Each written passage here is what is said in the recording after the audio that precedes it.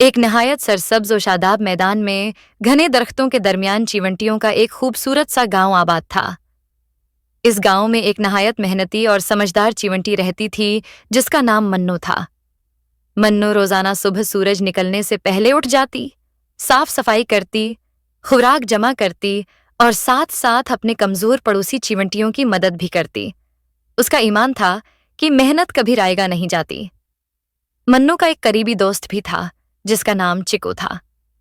चिकू एक सस्त मिजाज चिवंटा था जो हर वक्त सोने, गाने गाने और पत्तों पर लेटकर सूरज सैनकने में मसरूफ रहता।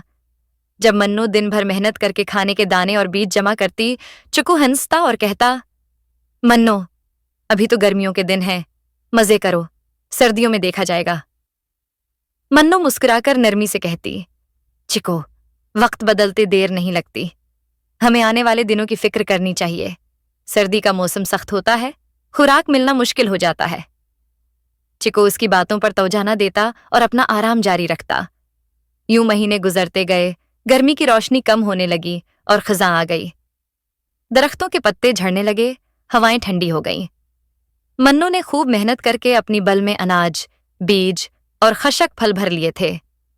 उसका घर साफ, गर्म और हर तरह से तैयार था।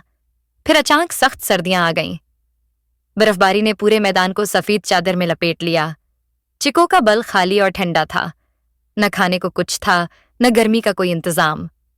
वो बेबस और शर्मिंदा होकर मन्नू के बल के सामने आया और धीमी आवाज में बोला, मन्नू, मुझे माफ कर दो, मैंने तुम्हारी बातें नहीं माने।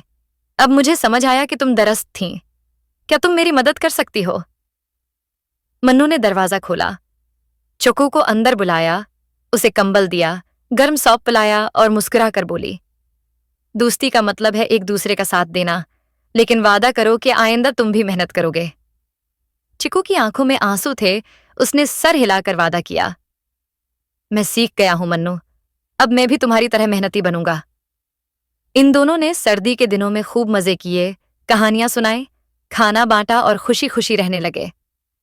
इससे हमें क्या सबक हासिल हुआ? इससे हमें सबक मिलता है कि हमें हमेशा मेहनत करनी चाहिए और आने वाले वक्त के लिए तैयारी रखनी चाहिए।